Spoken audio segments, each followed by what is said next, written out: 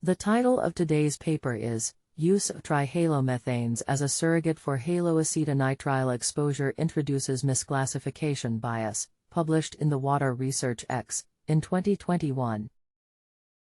Epidemiologists have used trihalomethanes, THMs, as a surrogate for overall disinfection byproduct, DBP, exposure based on the assumption that THM concentrations are proportional to concentrations of other DBP classes.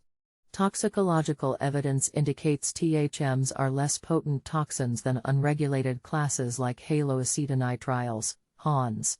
If THMs are not proportional to the DBPs driving toxicity, the use of THMs to measure exposure may introduce non-trivial exposure misclassification bias in epidemiologic studies.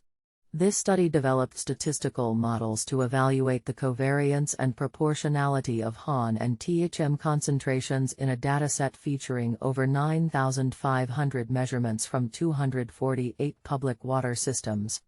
THMs only explain窶徼rue窶of the variance in HANs, whether the data is pooled in a classic linear regression or hierarchically grouped by water system in a multilevel linear regression. The 95% prediction interval on HANs for the median THM concentration exceeds the interquartile range of HANs. Mean HAN-THM ratios range from窶徼rue窶 to窶徼rue窶across water systems, and varied with source water category, season, disinfectant sequence and distribution system location. The HAN-THM ratio was 265% higher in groundwater systems than in surface water systems and declined by窶徼rue窶between finished effluent and maximum residence times in surface water systems with chlorine-chlorine disinfection. A maximum likelihood approach was used to estimate the misclassification bias that may result from using THMs to construct risk ratios, assuming that HANs represent the rho DBP exposure risk.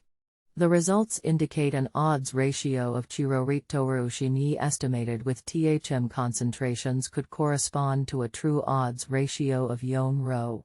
These findings demonstrate the need for epidemiologic studies to evaluate exposure by measuring DBPs that are likely to drive toxicity.